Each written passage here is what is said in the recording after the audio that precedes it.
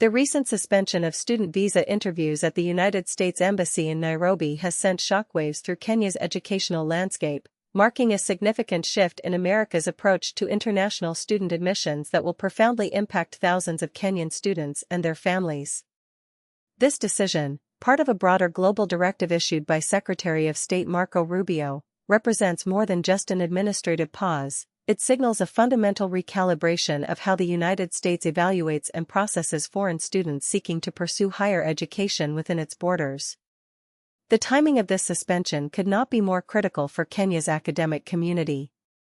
As we approach the peak application season for fall 2025 university admissions, countless Kenyan students who have invested years of preparation, substantial financial resources, and emotional energy into their American dream now find themselves in an unprecedented state of limbo.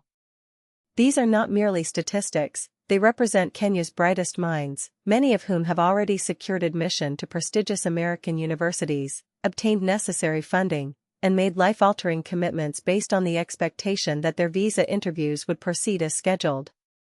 The suspension stems from a comprehensive policy review initiated by the Trump administration aimed at implementing enhanced social media screening procedures for all student visa applicants. Under this new framework, U.S. immigration officials will conduct thorough examinations of applicants' digital footprints across platforms including Instagram, Twitter, and TikTok, scrutinizing posts, shares, and comments for any content deemed potentially derogatory or presenting security concerns. This represents a dramatic expansion of vetting procedures that goes far beyond traditional background checks and academic evaluations. For Kenyan students, this development carries particularly heavy implications given the country's strong tradition of academic excellence and its historical role as a significant contributor to America's international student population. Kenya has long been recognized as producing some of the world's most capable scholars, researchers, and professionals, many of whom have gone on to make substantial contributions to American universities, industries, and communities. The suspension threatens to disrupt this vital pipeline of talent and knowledge exchange that has benefited both nations for decades. The financial ramifications extend far beyond individual families to encompass Kenya's broader economic landscape. International education has become a significant economic sector, with families typically investing substantial sums in application fees, standardized test preparation, educational consultancy services, and preliminary travel arrangements. The suspension creates immediate financial losses for thousands of families while also threatening the long-term economic benefits that flow from having Kenyan professionals educated in American institutions who often return home with advanced skills, global networks, and innovative perspectives that drive national development. From an institutional perspective, Kenyan universities and educational organizations that have developed partnerships with American institutions face uncertainty about collaborative programs, research initiatives, and exchange opportunities. These academic relationships have historically served as bridges for knowledge transfer, joint research projects, and capacity-building initiatives that have strengthened Kenya's higher education sector. The suspension risks weakening these vital connections at a time when global collaboration is increasingly essential for addressing complex challenges in fields ranging from public health to climate change to technological innovation.